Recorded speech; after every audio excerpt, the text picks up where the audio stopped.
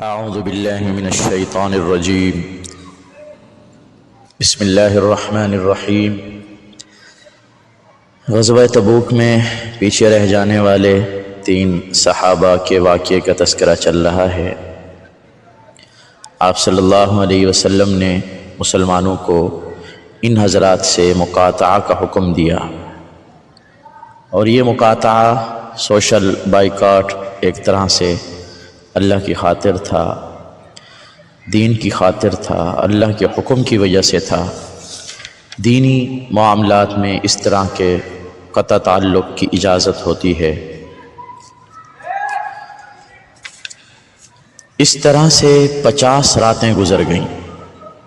حضرت کعب بن مالک فرماتے ہیں ان حالات میں ہم پر 50 راتیں گزر گئیں، تو 50 راتوں کے بعد جو فجر آئی تو نماز فجر کے بعد میں اپنے گھر کی چھت پر بیٹھا ہوا تھا، اور میرا حال وہ ہو چکا تھا جس کا ذکر قرآن کریم میں ہے کہ میں اپنی جان سے تنگ آ گیا تھا۔ زمین بھی میرے لیے کشادگی کے باوجود تنگ ہو گئی تھی۔ میں نے ایک بلند آواز سنی کہ ایک شخص ایک پہاڑ پر چڑھ کر پکار رہا تھا، اے کعب ابن مالک خوش ہو جاؤ، اے کعب ابن مالک خوش ہو جاؤ، اے کعب ابن مالک تمہیں خوشخبری ہو۔ یہ آواز سن کر میں سجدے میں گر پڑا، اور میں نے یہ سمجھ لیا کہ مصیبت ختم ہونے کی کوئی صورت پیدا ہو گئی ہے۔ رسول اللہ صلی اللہ علیہ وسلم نے اس بات کا گویا اعلان فرما دیا کہ اللہ تعالیٰ نے ہماری توبہ قبول فرما لی۔ یہ اعلان نماز فجر کے بعد ہوا۔ اعلان سن کر لوگ ہمیں خوشخبری دینے کے لیے روانہ ہوئے۔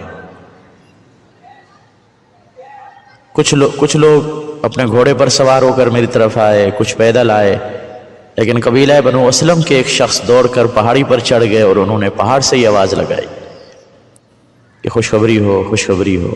اس شخص کی آواز گھوڑے پر آنے والوں سے پہلے پہنچ گئی۔ میرے پاس ایک شخص آیا سب سے پہلے جس نے مجھے خوشخبری دی۔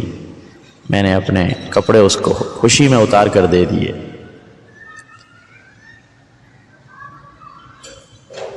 اور اس وقت میرے پاس پہننے کے لیے وہی کپڑے تھے، میں نے دوسروں سے مانگ کر اپنے لیے پہن لیے، وہ میں نے ہدیہ کر دی۔ میں آپ صلی اللہ علیہ وسلم کی طرف روانہ ہوا۔ صحابہ مجھے مبارکباد دے رہے تھے توبہ قبول ہونے پر۔ میں مسجد میں داخل ہوا۔ آپ صلی اللہ علیہ وسلم مسجد میں تشریف فرمائے ہیں، آپ کے چاروں طرف حاضرین موجود ہیں۔ حضرت طلحہ بن عبید اللہ دوڑتے ہوئے آئے، مجھ سے مصافحہ کیا، مبارکباد دی۔ میں ان کی اس محبت کو کبھی نہیں بھول سکوں گا۔ مہاجرین، حضرات صحابہ دیگر، میں نے آپ صلی اللہ علیہ وسلم کو سلام کیا۔ اس وقت آپ کا چہرہ خوشی سے چمک رہا تھا۔ آپ نے فرمایا کعب ابن مالک خوشخبری قبول کرو، جب سے تمہاری پیدائش ہوئی ہے تم پر آج سے بہتر کوئی دن نہیں گزرا، یعنی تمہارے لیے آج سب سے بہترین دن ہے۔ جب کوئی خوشی کا موقع آتا تھا آپ صلی اللہ علیہ وسلم کا چہرہ مبارک ایسے روشن ہو جاتا تھا جیسے چاند ہو۔ ہم آپ کی خوشی کو آپ کے چہرے سے پہچان لیتے تھے۔ میں آپ صلی اللہ علیہ وسلم کے سامنے بیٹھ گیا۔ میں نے عرض کیا یا رسول اللہ، میں نے اپنی توبہ میں اس بات کو شامل کر لیا کہ میں اپنا سارا مال اللہ اور اللہ کے رسول کے لیے خرچ کر دوں گا۔ آپ نے فرمایا کچھ مال رکھ لو، تمہارے لیے اچھا ہو۔ میں نے کہا ٹھیک ہے، میں وہ حصہ رکھ لیتا ہوں جو خیبر میں سے مجھے ملا ہے۔ میں نے عرض کیا یا رسول اللہ، اللہ نے مجھے سچ ہی کے ذریعے نجات دی ہے،